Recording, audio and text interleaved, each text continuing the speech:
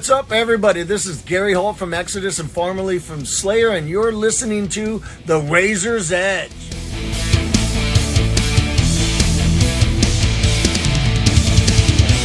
Welcome to The Razor's Edge, where today we have one of the busiest men in the music business. Many from my generation will know him as from the Mighty Hangnail, but over the years he's also been in Decomposed, Firebird, N-Level Boss, Collapse, amongst others. He currently serves as the vocalist of Blind River, the bassist for Orange Goblin, a key member of the Earls of Mars, and for the purposes of today's interview, he is the mastermind of Noisepicker. So, Harry, welcome to The Razor's Edge. Bloody hell, I've been a bit busy, haven't I? Yeah, thank you very much. It's good to be here, Tim. Cheers. So, before we talk about Noisepicker and the new album, if we can jump back in time to before the days of being in any band, what first got you into heavy music? It's kind of weird. It's just music to me. I don't really. I was talking to someone earlier about trying to what genres are you into and what do you split it into? But there's just a vibe that remains a certain thing that I can hear in so many types of music through everything, really. And it's not just heavy music, because there's good and bad heavy music. You know, there's good and bad pop music. There's good and bad blues music. You know, so there just needs to be a certain vibe. But I've always, before I can even learn how to speak, be fascinated with sound. And remember as a kid, my dad had this old beige reel-to-reel quarter-inch tape machine, with a microphone attached to it, and I just used to fuck about with it for hours on end. Just fascinated with how I can rewind it, I can play it backwards, you know, and that, and then finding out that was the process that led to creating what you'd hear on the radio and TV and stuff, and then I just became fascinated with creating sound, basically, and I think the reason I got into the heavier stuff is because that had the most originality for me, and it always has done. You know, I think while a lot of people may mock heavy metal, it's been one of the most inventive genres that we've ever had, and because there's so much of it going on and so many different styles within it, and I think a lot of other styles have been borrowing from it of late, which proves that it was the right path to go down. Excellent. Metal rules. So focusing more on Noisepicker, how did you first come together as an entity? It was a couple of years ago now. I was trying to do something different and just write stuff for myself, just to see where it would go, and just play around with it. And I wanted to just kind of, I love being in a band, and it's great where you kind of get in a room with your mates and hammer out a noise. I wanted to see what happens if I didn't have to compromise at all. So I thought, right, I'm going to write these songs and then figure out how to play them live later. And at the time, Kieran, who plays drums for us, I mean, I can't play the drums to save my bloody life. Or I haven't got around to learning yet, you know. But so I was out. First thing I was looking for was a drummer, and Kieran was working in the bar where my now wife was working, and I got talking to him, and I saw him play a couple of gigs playing jazz versions of Star Wars kind of soundtrack music and stuff and shit, the local pub, and I got talking to him, and it turns out he was a big Goblin fan, and he's into, you know, Caius and Sabbath and all this kind of stuff as well. So yeah, we got talking, and when I finally had demoed a few songs, I played them to him, and would you help me put this shit together? And thankfully he said yes, and he's been an absolute legend ever since. Excellent. So you're about to release Noisepicker's second album, The Earth Will Swallow the Sun. I've had it on repeat since yesterday, and it is fantastic. I'm loving it. I'm loving the styles you've got mixed in there. So how happy are you with the album? I'm very happy, yeah. I mean, we did try this before 6 odd years ago with the first one. I wasn't overly happy with the mix. I didn't really know what I was doing. I was just winging it and really kind of learning. Well, I liked the songs. Didn't really nail the mix on that one, but I think this time around I've got it a lot better. I actually bothered to learn some stuff on this one rather than just fuck with it and see what happens. So yeah, I think it's come out a lot better. I'm really happy with like you say, the different styles that are on it. Part of me was wondering, like, what are people going to think of this? But most of me doesn't care. This is kind of my vanity project, you know. I just wanted to see what would happen if I took these ideas. So many times I've gone into a recording situation in other bands with ideas in my head, and it's morphed into something that wasn't in my head due to, you know, other musicians, the sound engineers, the studio, the way it's recorded, just the vibe of the day. And so this one I just wanted to record at home when I was in the mood, work on it when I felt ready to work on it. And yeah, I'm absolutely stoked with how it's turned out, to be honest with you. I want to do another one now. And for people who don't know Noisepicker, it's quite a departure from the likes of Hangnail, Orange Goblin, Blind River. It's a different style, I'd say. So how would you describe yourself to a new potential listener? Well, I always kind of used the tag doom punk blues when we first got going. And I think that's kind of still relevant because there's some doomy songs, there's some punk songs, and there's some blues songs, and probably a jazz one as well in there, to be honest with you. But it's simple, it's organic, it's not trying to be too clever, it's just really trying to create a mood and turn that mood into a story and not be too showy or just not put anything into the mix that doesn't need to be there. Yeah. It's very simple, very straightforward, and a lot of my favorite songs are like that. As much as I love like King Crimson and Mad Prog going on, as long as it's done well, brilliant. But a lot of the time I just wanted to experiment with just recording a song and doing what was right for the song. Yeah. And this is what's happened. I hope. I think it comes across like that. I think early on, one of the earlier tracks, I got a hint of maybe Danzig meets Elvis from a vocals intermixed with the music, and I was really enjoying that. So yeah, yeah, that's good. That's cool. Yeah. No, I mean I love a bit of Danzig, I love a bit of Elvis as well. So fair play. That's these are genres. You know, I for me there are only two genres, good and bad. That's it. It's so you know, Elvis lives in the same camp as Glenn. Yeah, I don't have a problem with that. So it has been like 6 to 7 years since your first album. Obviously, you've got a growing pile of other commitments that often get in the way. So, how long ago did you start writing this Noisepicker album? Pretty much the second we finished recording the last Orange Goblin album. Although, actually, probably a little bit before that, because I'm constantly, like anyone you'll talk to in any band, getting an idea in the middle of the bloody supermarket or just sitting on a bus somewhere or something, and I've just got to get my phone out and record it or hum into it and just hope no one really hears what I'm doing. And you just collect all these ideas over a period of time, but it was only really kind of spring last year, once all the work that we've been doing with Goblin had kind of was finalised and with the label, and we were twiddling our thumbs for a while, I started going through all those kind of little recordings that I'd made, and that shit. Oh, that's good. Or at least, you know, for every 100 you go through, there's one idea that you're like, I might be able to make that work. So there's just, and I've already got about another 100 ideas I need to rummage through, but maybe that's for next year. We'll see. Well, a quick follow-up following 7-year gap. You've got the momentum now. Yeah, well, it's actually really fired me up doing this last one, because I spent the last about however many years doing Blind River and Orange Goblin and loving both of those bands. You know, it's good fun, but neither of them are. I'd almost forgotten the kind of the fascination and the drug that I get from music of when I get buried into it, and it's more of a personal thing. And I've absolutely loved doing this record, and I'd almost forgotten what it was like to just bury yourself into a project. Whereas with Blind River, they write all the riffs, and I just kind of go, right, how am I going to, what am I going to do over this? And with Orange Goblin, it's kind of like, right, I'll write some riffs, but they've got to be of a style that would fit with Orange Goblin, you know. So it's not, whereas with Noisepicker, it's freeform. If I get an idea and I like it, doesn't matter what style it's in, I'll work on it. And it's just, I feel 10 years younger just from having worked on this record, to be honest with you. So I want to do another one before I'm dead. Plenty of time yet. We'll see. So you mentioned Kieran, your drummer, earlier. So how much of an input does he have in the writing process?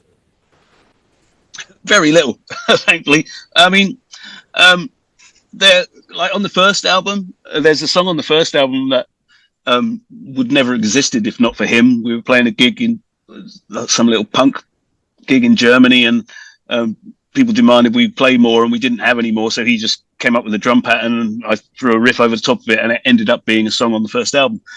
On that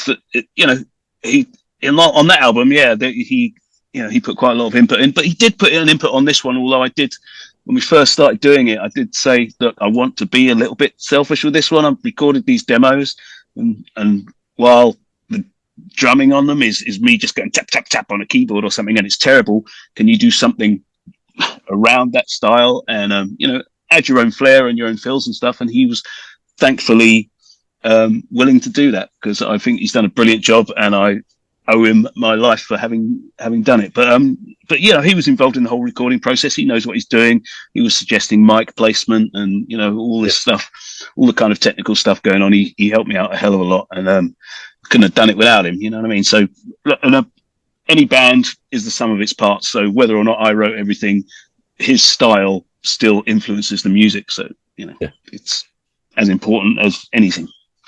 And you mentioned obviously that you don't have to compromise because it is your entity, not like in a big band like Orange Goblin, where you're conforming to the standard that the band have got. So do you approach the Noisepicker albums any differently because of that? Well, yeah, they just approach with complete freedom. I mean, I don't dislike any of the writing processes I've had in any band. I don't dislike being in any band. It's why I'm in so many. I can't say no to people. I love the idea of a new project. And if someone comes along and wants me to do something with them out of the blue, then there might not be a third Noisepicker album. I don't know. But it's just a love of doing it. But with Noisepicker, I can do what I want and make my own mistakes. And I like it that way. Yeah. So as you approach the release of your album, and you'll start seeing reviews appear on the internet, magazines, etc., do you pay any attention to what the press has to say about your music? I have a curiosity to it, I've got to admit. I mean, not to, I know some people who are instantly on their phone scrolling through trying to find kind of following hashtags so they don't miss a single thing about what they do, which is fair enough. That's for some people. I'm curious to know, but it's also the most important thing about it is for me to like it, which sounds really probably a bit big-headed or something. I don't know, but that's why I'm doing it. I want to create a record that I will listen back to and go like, yeah, that was good. And if nobody likes it and nobody comes to the gigs and it doesn't sell any more than 2.5 copies, absolutely bloody fine. I'm not in this for any kind of reward other than the satisfaction of listening to it and feeling that I did a good job. And that's kind of the only reason I'm still here. So you've been around the music industry in one... All right, calm down. But you've been around in one guise or another for over 30 years. So How have you seen the industry and indeed the music scene in the UK evolve over that time? It's much like everything, what scares me, actually scares me the most is the price of gig tickets and how, the next generation can get into these things. I can remember going to see Metallica and AC/DC and blah, blah, blah in the 80s for, £55 a ticket, and the pints were like, 99p or something, it was an affordable night out. I don't see how it feels like a lot of the kind of, I guess, the bigger scene of music, the more popular scenes are becoming, people are getting outpriced from doing it. It's becoming the kind of the playground of the wealthy, which is not rock and roll to me. I think that's a bad thing, but I also think from it, a lot of people have had enough, and I can see a more of a kind of DIY underground scene that used to exist in the kind of squats in the 80s. I can see that kind of, even though there aren't the squats, there are still people just finding somewhere else to throw off a venue and have a gig. It might not be in the center of a city. It might, be in the suburbs in an old warehouse or something. But these things, people are starting to make it happen out of necessity, which, is the mother of invention. So I'm hopeful for that, but I still think these people who are making millions, like your Ticketmasters and your Spotify, they need to chip in somehow. Yeah. It's destroying a lot of a community, or at least pushing the community underground, which may or may not be a bad thing. We'll have to wait and see. You know?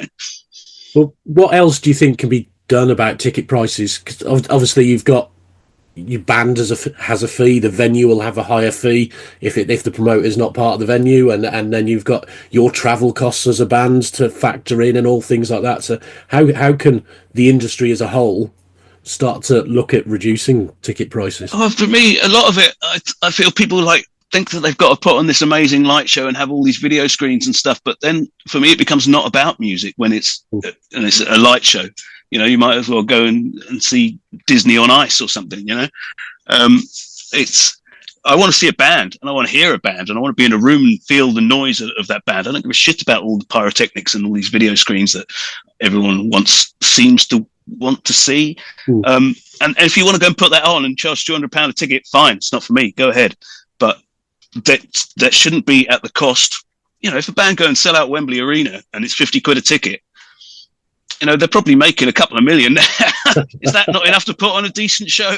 You know, do the maths. It's not, the costs can't be that big. Well, I know what the costs are. I know how much it costs to put on a decent show. You don't need all that bullshit behind it. And even then, does it really cost that bloody much? £200 a ticket, £300 a ticket? When you're packing out a place for 50,000 people, that's a lot of fucking money.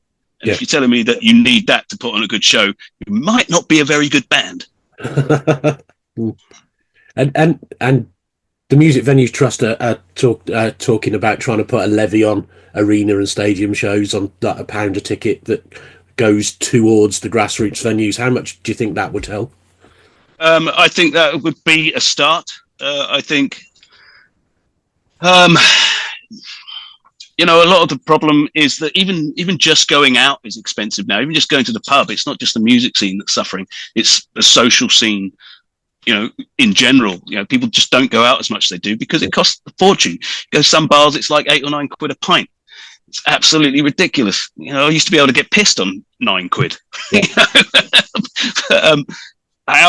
No wonder people are just staying home and going sod it, you know, and I'll just watch a movie or, you know, whatever's available on the internet. But it's a disgrace because people aren't, you know, it's going to stop people coming together, and it's rotting the community. But I think that it's a good thing that they're gonna, some kind of trickle down thing from the big boys should happen. I mean, they're not going to miss it, are they? £1 a ticket from Ticketmaster or whatever. But you know, why not make it a tenner then? Because they won't miss that either, and it's all tax deductible, so they can afford it. So you know, and if anything we can get together to keep open these spaces where people can gather and people can hang out and drink and fall in love, and you know, all the essential parts of, you know, not becoming a bunch of hermits who are afraid of each other. You know, something. Yeah, any help is a good start. Yeah, absolutely. So back on the Noisepicker front, are you going to be taking this album out on the road? Yeah, I'm trying to at the moment. Being in touch with a few people about doing some gigs. Nothing's confirmed completely yet. It's a weird world.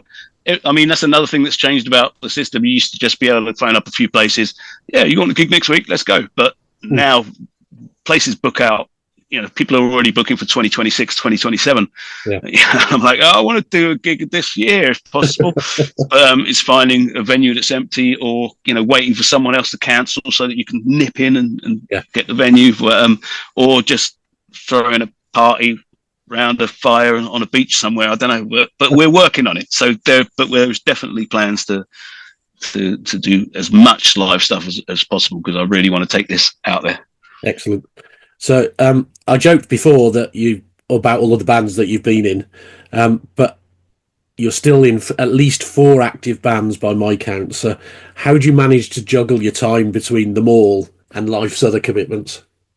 It seems like everyone else that I'm in a band with, most people all have other commitments. I'm of that age where all of my friends have got kids and I don't.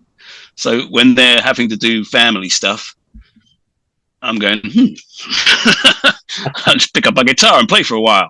And so, I guess, I don't know. It's something that I'm never not thinking about. I'm never thinking, oh, do you know what? I want some time off from this, or I want to go and do something else. I just want to constantly, I'm only happy when I'm doing it, even when it winds me up. But yeah,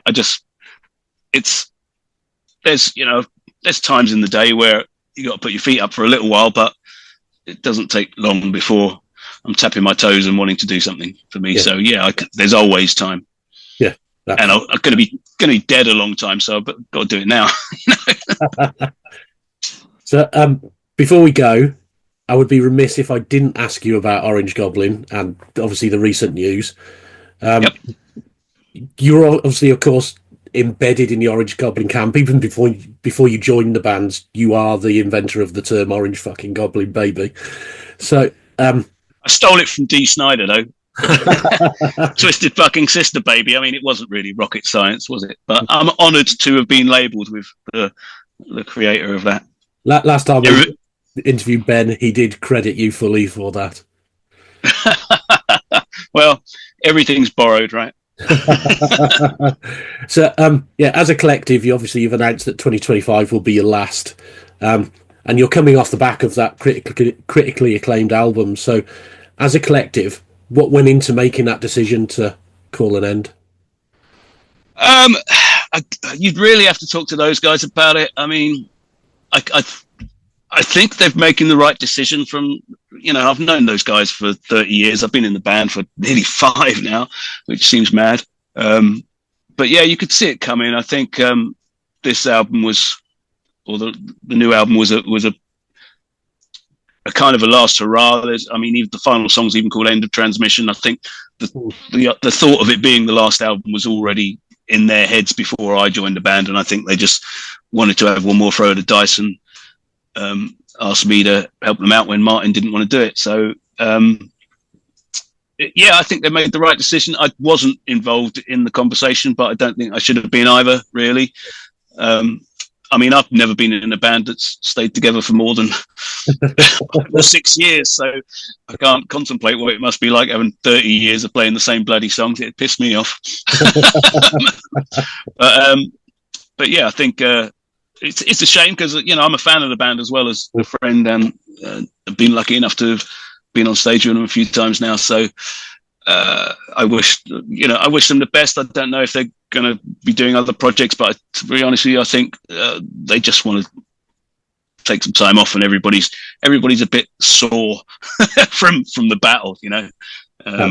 Yeah, they're battle weary. They need some time off, and hopefully it might refresh them and recharge their batteries, and we'll see them again. But at the moment, I doubt it. Fair enough. So, Harry, it's been a pleasure talking to you about the Noisepicker album this evening. The album, likewise. The Earth Will Swallow the Sun, is released via Exile on Mainstream on March 21st, and I highly recommend everyone checks it out. I have listened, and it is a fantastic album. Cheers, Tim. That's much appreciated, my friend.